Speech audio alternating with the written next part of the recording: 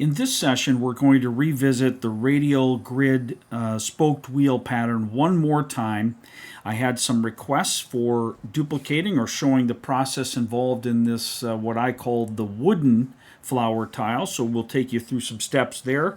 And so we're going to revisit that one more time. I hope that you're not bored with that process already, but I always do, whenever possible, like to honor requests for clarification or for expansion on the same theme. So we'll continue on with that and we'll jump right in. As we've been doing with these tiles, we're going to draw a simple line down the center that distinguishes the four quadrants of our tile, making it a little easier for us to create a radial pattern. And exactly as you've come to expect in these recent drawings, we're going to start with an orb in the center, just like that. And now we're going to create the petals of that inner flower first. And we're going to do that by drawing in each of the four directions and then in between. So we'll start with that. And we kind of want to make these, I don't want to say overly wide, but we want to make them wide enough where they're going to fill the space that we're looking to. So I'm going up, leaving about a ½ inch there, and just creating that little loop.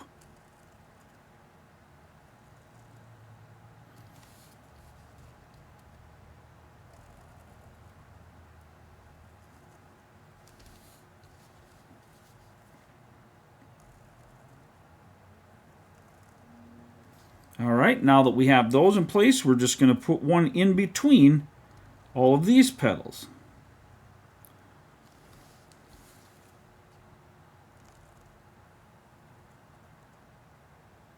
And you can see I'm sort of starting a little ways up the side there, but that's not necessary. You can go all the way from here if you'd like.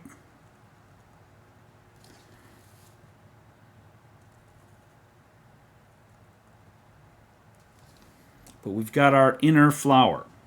Now to create the larger petals, we're going to target the corner first, thinking of that spoked wheel idea, and you're going to make this a little wider or flatter so it's not going to come in quite as tightly, and that'll give us some space there to make more ornate with other tangles. So we're coming up almost like a little paddle that comes out of there.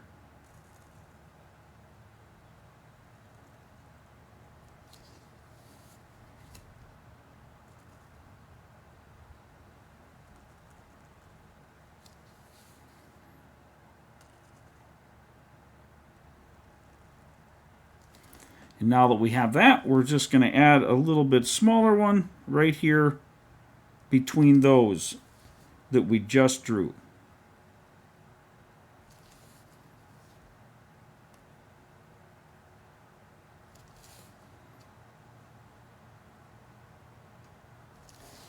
Okay, so there we have our underlying or base pattern already done. Just that simple. So now we have to choose what sort of embellishments we're going to do. And I'm going to start with this inner one. So I like the idea, like I used originally, where this looks like a carved piece of wood where the center pieces of these petals are carved a little deeper. So I'm going to make a very light line. Doesn't even have to be perfect. Just goes up and around like that. And then maybe just one or two little lines like this. Now what I want to also do is create a little bit of a darker area right up here, so that when we add our shading, that looks like it's a little deeper, a little further carved in, so to speak.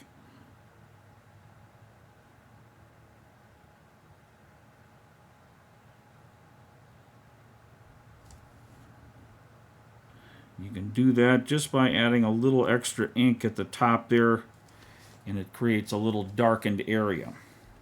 So we'll continue just doing that right around each of these 8 petals.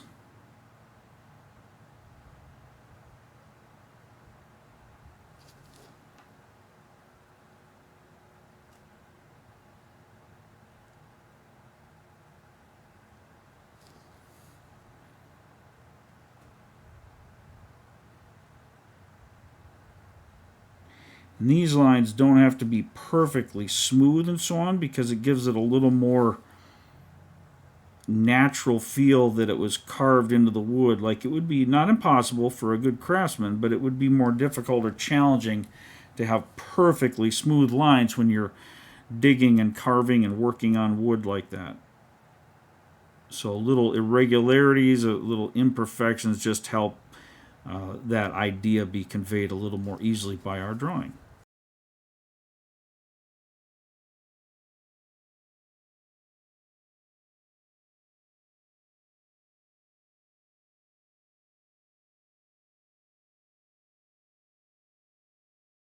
So now that we have that in place, we can move on to our larger petals.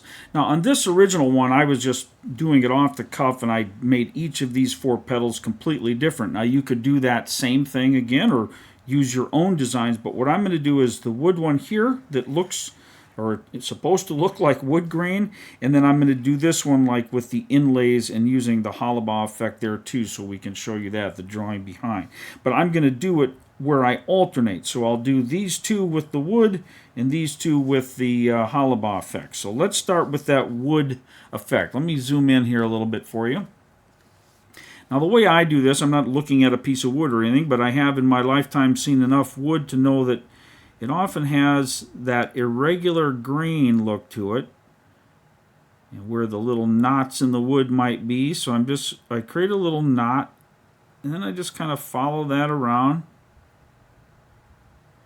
Use that little pattern and create my own little swirls and loops that might help make that look like wood. At least that's the idea. And I'm doing this very, very lightly with the pencil, or the pen rather, so that when we shade over it, we don't want this to seem like it's darker than the shadows and so on. It's just a light design that shows up, or pattern that shows up on the wood. And so we want to make it look like it's a wood grain. So now I'll flip this around and I'll do, if you're looking here, this is the one we just did. I'm going to do the opposite one right straight across from it.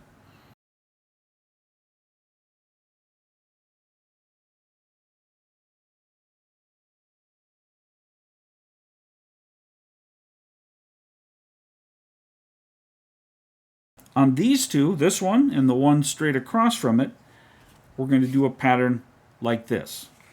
And so what we'll start with is draw a little board, as I call it, a board out of wood on the wood, I guess. We'll do it just kind of vertically in the pattern there, or in the petal. And then we'll do one horizontally, straight across, that goes underneath. And this is where that, in Zentangle, they call that the Holibaugh effect. It's simply drawing behind, or with depth or dimension. And then we'll draw a couple diagonal boards. And I'm trying to keep these about the same width, but not making them super wide, but they're going to be wider than the lines that go underneath it.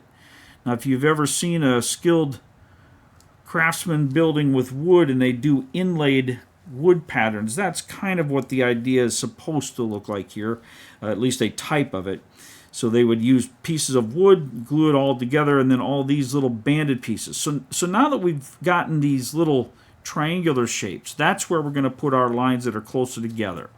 So we'll start in the corner and go in the opposite direction of the lines, or perpendicular to those lines. And I'm just drawing very simple but tightly grouped straight lines.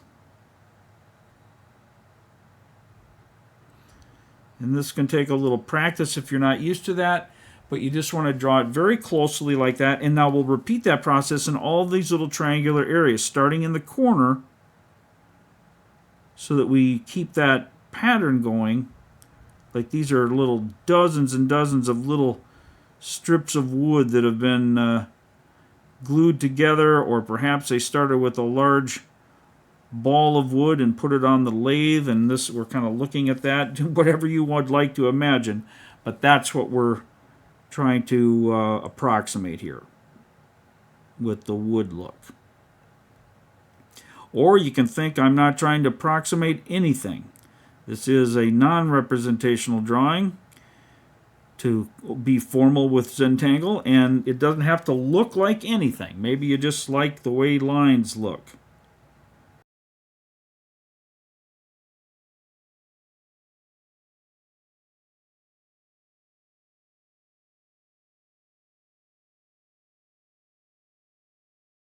So that one's done. So now we'll do the exact same thing on this side.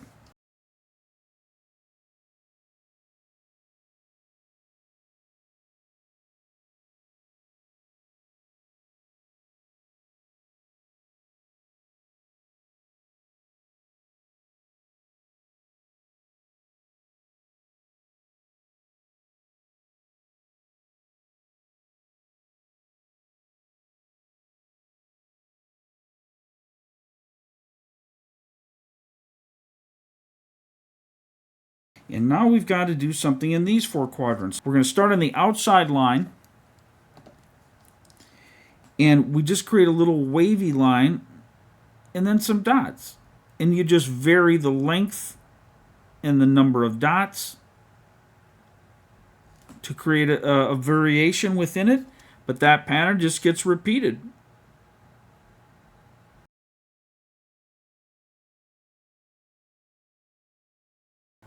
And that's all there is. And then we'll just repeat that in each of those four areas.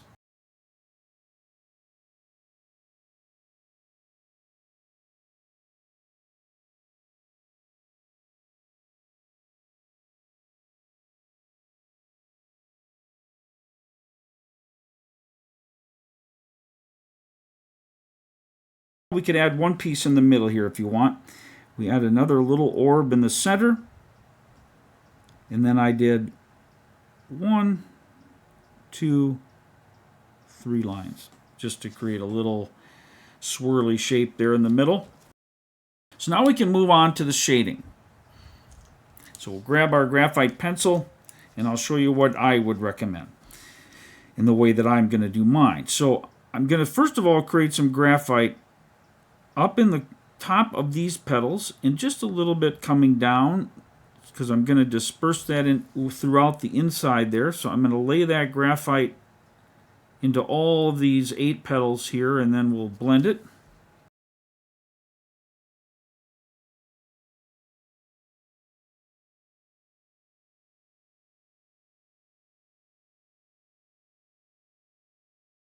I'm trying to make it more subtle along the edges and a little more obvious at the top.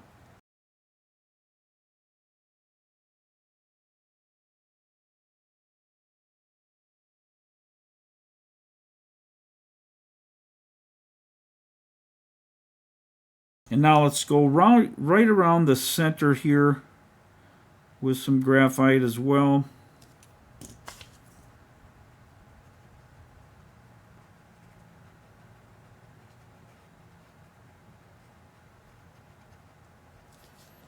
Now on these wooden petals, the ones with the wood grain, I'm going to simply go along the outside edge,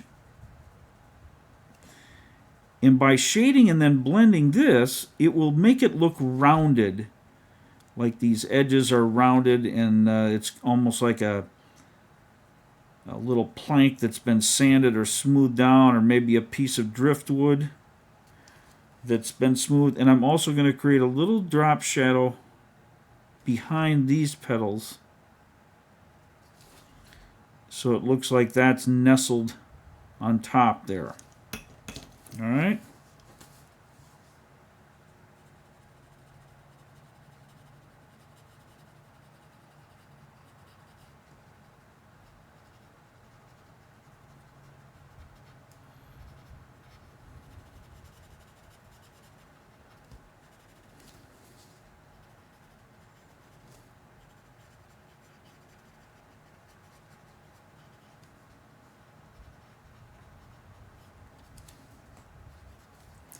Just like that. And we'll do the same thing to the opposite side here.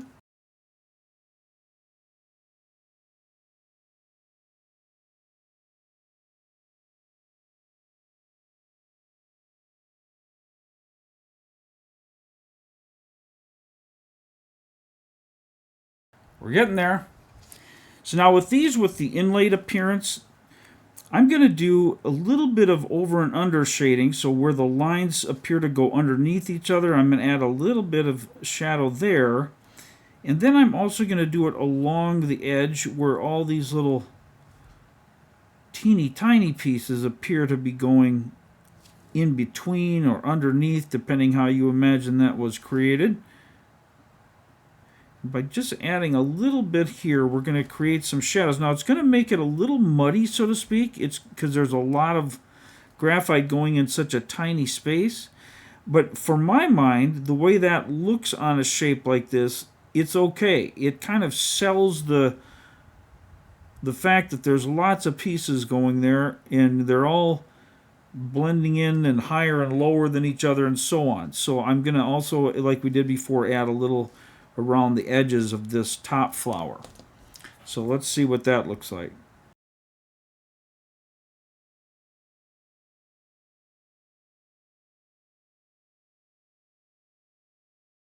Sometimes if you shade or use graphite in a small area like that, it can cover up your top boards and make them look like they're not really standing out anymore. So I'm using a tiny little eraser.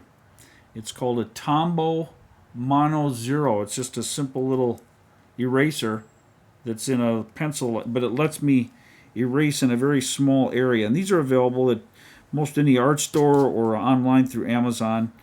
You can pick those up. It's just something that I like to use when I'm making small erasures like that. All right, I'm going to do the same thing on the other side here.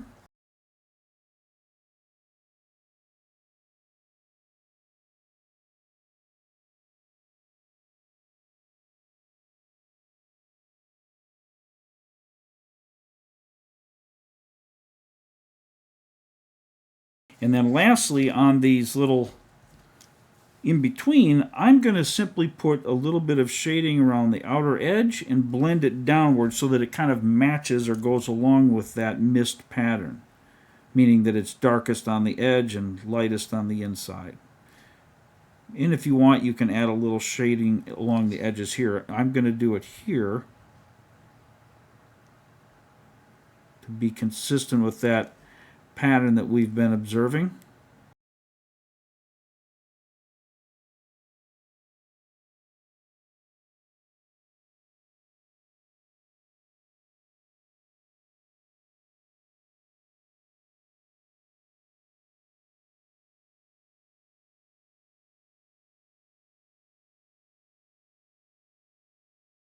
I'm just going to add just a tiny bit just from the tortillon itself, just to give a little different value to that centerpiece without actually shading it completely. Now, one thing I have not been doing in my drawings online, at least on video, I always do it. I always sign my drawings, but I haven't been doing it on video for some reason. But one of my kind viewers reminded me of the importance of that with their own example, and I thought, well, shoot, I better start including that. So the final step with a Zentangle drawing is to add your chop, which is simply the term for the little signature that you've created that works for you. It might just be your initials. It might be some other little design or symbol that you use to represent your artwork, but it's a good idea to always sign your pieces. So with that, I will leave you for today. Thank you so much for watching, and I look forward to seeing everyone again real soon back here in the Tangles and Tunes channel. Take care. Bye-bye.